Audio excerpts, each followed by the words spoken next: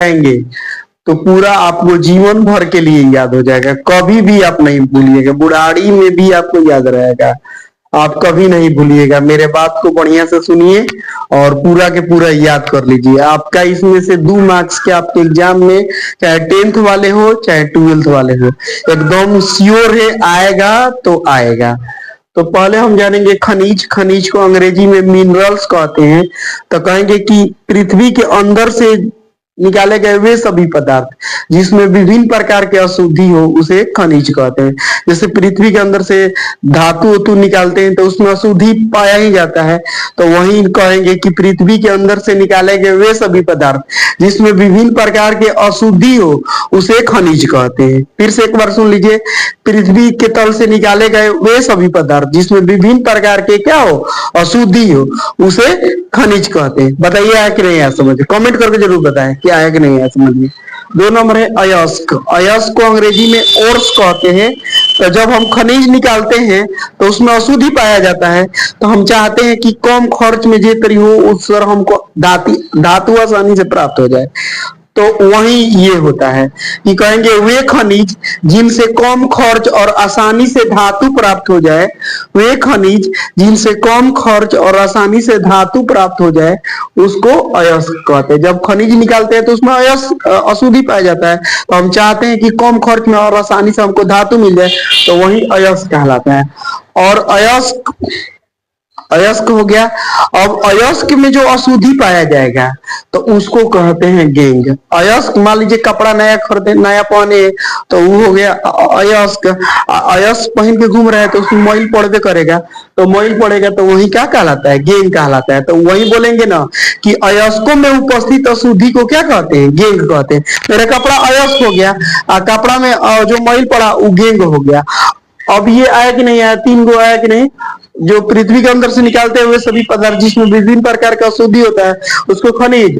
जिससे कम खर्च और आसानी से धातु प्राप्त करते हैं, कम खर्च आसानी से धातु प्राप्त करते हैं उसको अयस्क। अयस्क में जो अशुद्धि पाया जाएगा उसको गेंग। मान लीजिए कपड़ा अयस्क हो गया, कपड़ा में जो अशुद्धि पाएगा गेंग। अब 3 नंबर है फ्लक्स।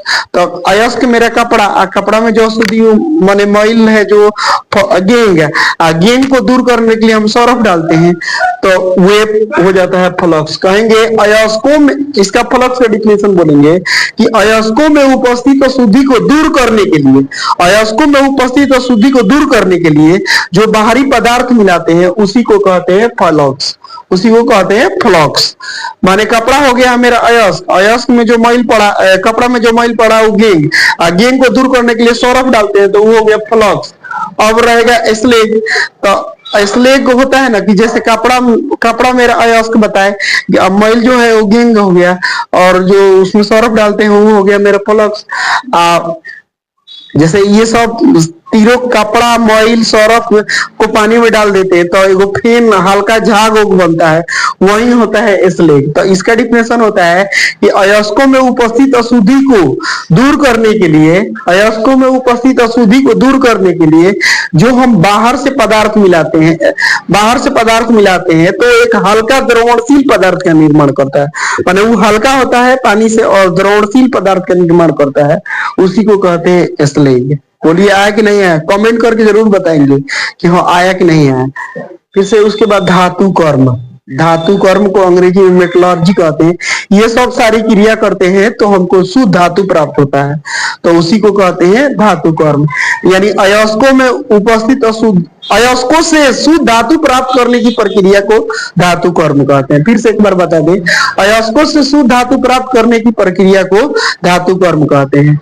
फिर से एक बार, पृथ्वी के अंदर से निकाले गए वे सभी पदार्थ जिसमें विभिन्न प्रकार के अशुद्धि हो खनिज, और जिस खनिज से कम खर्च और आसानी से धातु प्राप्त कर लेंगे अयस्कों में उपस्थित अशुद्धि गेंग, गेंग को दूर करने के लिए जो बाहर से पदार्थ मिलाते हैं उसको फ्लक्स, फ्लक्स गेंग मिल करके क्या बनाता है, स्लेग बनाता है। स्लेग का फॉर्मूला होता है गेंग प्लस फ्लक्स, याद रखिएगा। ये सब सारी क्रिया करते हैं, यानी अयस्कों से शुद्ध धातु प्राप्त करने की जो प्रक्रिया होता है वही हो जाता है धातु कर्म।